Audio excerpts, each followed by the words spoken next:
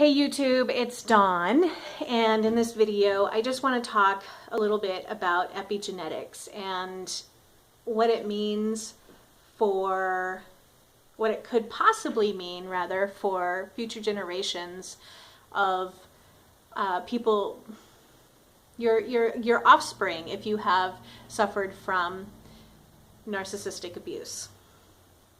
First of all, yesterday I was watching a video by Running from Chaos from her channel, and she was talking about some things that her passive-aggressive, I don't remember if it was her mother or her mother-in-law, I think it was her mom, passive-aggressive behavior things that her mom was doing with her kids, and going behind her back and buying gifts that were just inappropriate and whatnot and such.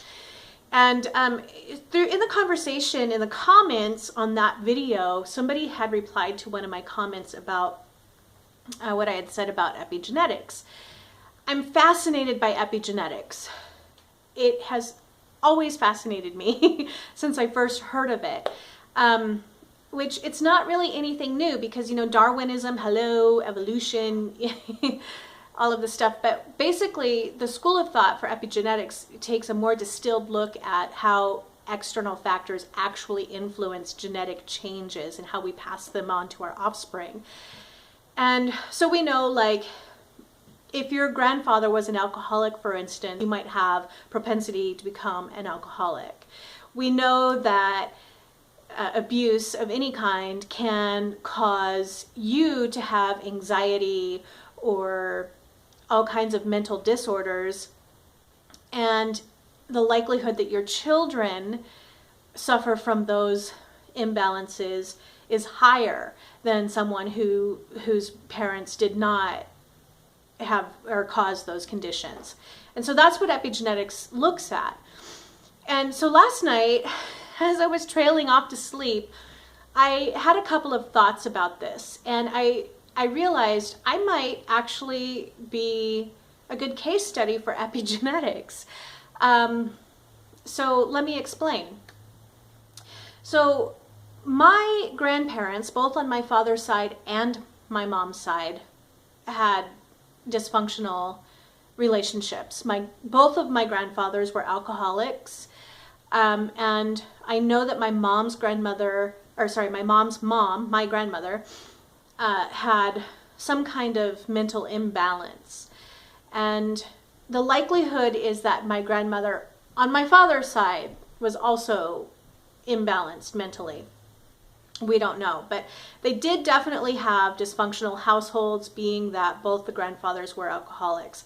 And so the kids grew up in the alcoholic household, having to always anticipate their parents' behaviors or moods or whatever. And my mom is actually bipolar, and she talks about, you know, her dysfunctional household all the time. My father's passed away, so I only get stories from whatever he told when he was alive, and then my aunts and uncles, but they're always more flattering, I guess. But anyway, so that happened with my grandparents, and then my parents, they caused all kinds of chaos for us kids.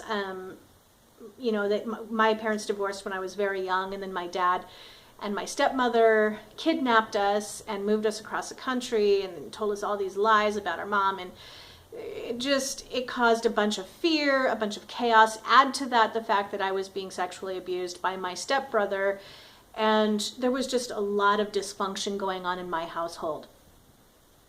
My point is that from a very young age, I lived in a state of fight or flight. And we know that fight or flight can wreak havoc on your endocrine system, your hormones. And recently, in the fall of last year, I was diagnosed with adrenal fatigue. So a lot of people who have suffered from narcissistic abuse or childhood abuse do have later in life, they have lots of problems. We know this because of the ACEs study that was put out by Dr. Robert Anda and Vincent Folletti. I think Vincent was his name, but Dr. Folletti.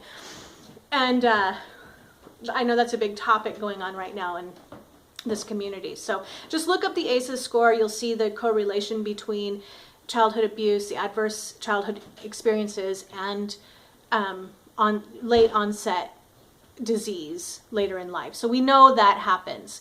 And so anyway, back to my point, sorry. So I had lived in a state of fight or flight for pretty much most of my life. My early childhood, I was a young mom. My ex-husband is a narcissist and domestic violence perpetrator. And so I lived with this for like years, like 20 plus years of my life. So when I had my third daughter, when I was 24 years old, it's no surprise that to me, in looking back on all of this and kind of putting all the information together, that she had hormonal issues herself. When my daughter was 4 years old, she was diagnosed with precocious puberty, which means that her body was developing into an adult. At the age of 4, she was developing breast buds, and we took her to an endocrinologist who said that if we didn't do anything immediately, that she might start her period, you know, so she might have at 4 years old, in which we all know that's not normal. And so we put her on the course of treatment and prevented that from happening. So the precocious puberty was held at bay until she was literally developmentally old enough to go through those things. So anyway, as I was laying in bed last night thinking about all of this stuff and putting the things together, it suddenly dawned on me. I was like, well, shit, I wonder if the generational thing of fight or flight, you know, did that actually cause my daughter to have the issues that she had? You know, I'm not surprised if that is. I know that there are a lot of external factors that could cause that. I mean, there could be, you know, she was born in an area where Monsanto had a very huge operation going in the Midwest, and so it could have been that. It could have been, you know, eating foods that were like milk, for instance, that was from cows with RGBH. You know, we don't know. We don't know those things. But I just wonder if the generational dysfunction that was passed on could have contributed to my daughter's issues, hormonal issues. And it's just something that I was thinking about and something that I thought might be interesting to discuss. I don't know how many of you out there took the ACEs test and your score was pretty high. And then if you have the high score, how many of you actually suffer from disease or dis-ease or, you know, whatever? It's probably obvious that a lot of us suffer from the anxiety, the stress, the mental, you know, depression, all the mental anguish that comes along with being a survivor of narcissistic abuse. But then there's also all the physical things that can go wrong: fibromyalgia, migraine headaches, even diabetes or obesity. All of those things can be a result of your adverse childhood experience. So anyway, just some stuff that I was thinking about. If you want to leave a comment in the section below, that would be great. I just wanted to throw this out there as food for thought and just kind of see what you guys were thinking or what you thought about what I have to say about the epigenetics and why it is necessary to eradicate child abuse and narcissistic abuse immediately.